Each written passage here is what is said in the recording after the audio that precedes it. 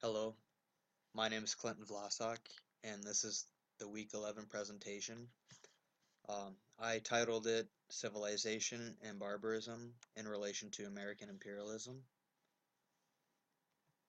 My main points are as follows. Uh, First point is the similarities found between Sarmiento's Facundo, Civilization and Barbarism, and Cormac McCarthy's Blood Meridian. The second point is how civilization and barbarism adds to the broader argument of imperialism. This is just a summary of um, civilization and barbarism. It is written by Domingo Faustino Sarmiento, and it emphasizes Argentina's culture and modernization within the realm of imperialism. And Argentina was originally under the yoke of the Spanish Empire, so it does have imperialist aspects rooted in uh, society. And the book describes the life of Juan Facundo Quiroga.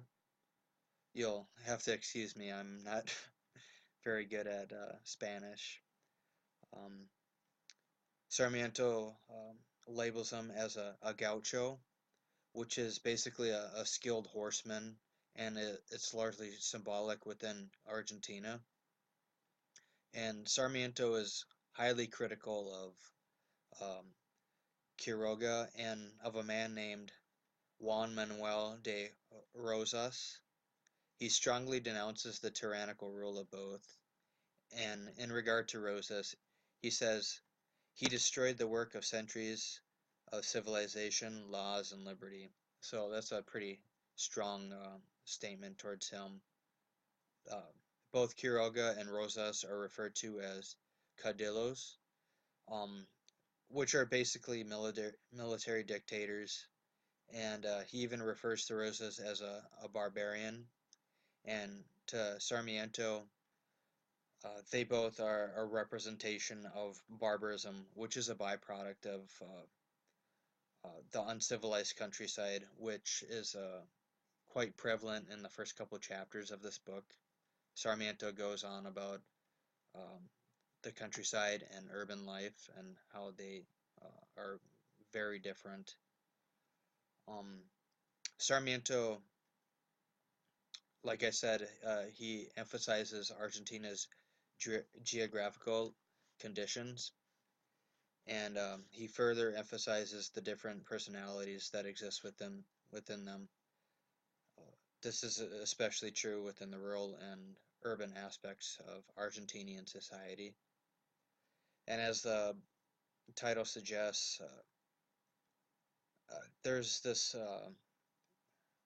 dichotomy basically between civilization and barbarism, and he not only critiques Rosa's dictatorship, but there's a broader sense of history and culture within Argentina that uh, Sarmiento goes through, and he basically um, he looks at Quiroga's life and he basically identifies it with everything that he's against, and that's uh, like a tyrannical rule. And I mentioned that he was referred to as a cadillo, which he was basically a dictator, and to Sarmiento, a really bad guy. And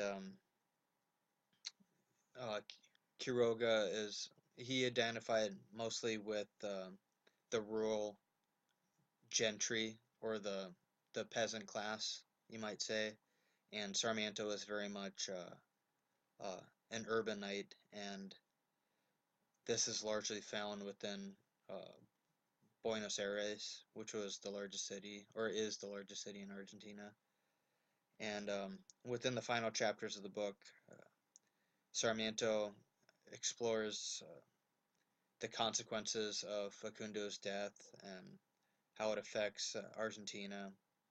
And he further analyzes uh, Rosa's government and his personality and how he used rather unsavory tactics to retain power, and he was a tyrant. Um, but we'll go to um, the broader sense of everything within the book, and he refers to three races specifically, and it's pure Spanish, indigenous, and black, and these are predominantly in the rural areas. And he basically refers to these groups as a homogeneous blend of uh, laziness and industrial incapacity, and he is very much so favorable of the European sense of civilization, and he specifically mentions the German and Scottish colonies within uh, Argentina, and they're located to the south of Buenos Aires, and he gave them a largely favorable opinion. And he goes further on to describe city life with like a manner of elegance and luxury and everything that you can't find in the countryside, which is a poor working class. And he says that the country is lacking in civilization and progress, and this can be only found in large communities. And he asks, what, who would build a school over 30 square miles? And he basically says that civilization is entirely uh, unreliable in these instances in the rural areas, and he claims that barbarism is normal, and the only way out of it basically is through education and societal congregation within city life.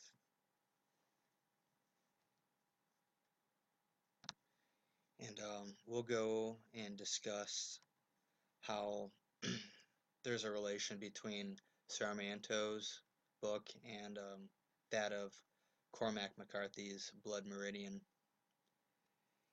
Um, well, as we all know, Blood Meridian takes place within the mid-19th century, shortly after the Mexican-American War, and it is in many ways reflective of the violent nature of the imperialism within that century and that dominated the period, especially in the American Southwest at the time, and in Sarmiento's case, South America. And from the very onset of the book, when the character, the kid, uh, he meets up with Captain White and his irregular military group, and he sets out to uh, basically uh, capture the borderlands between Mexico and the United States. And a very interesting aspect of Captain White's character is that when he's speaking of um, Mexico, and in this case Sonora and the port of Guamas, um, he he basically emphasizes the whole mentality of manifest destiny, which was a main point of that period. And he says to the kid that we're to be instruments of liberation in a dark and troubled land. And this is in many ways reflective of Sarmiento's Argentina, because there's so much political turmoil going on. And I think this is indicative of imperialist cultures of the period and the inherent violent aspects of it. And another interesting note of the character, the captain within Blood Meridian, is he says that we're dealing with the people manifestly incapable of governing themselves, and this kind of relates to Sarmiento's viewpoint, because in Argentina at the time and through the leadership or the lack thereof of Facundo Quiroga, he mentions that domination of brute force and the rule of the strongest is basically the description of Quiroga's um, time as a dictator in Argentina.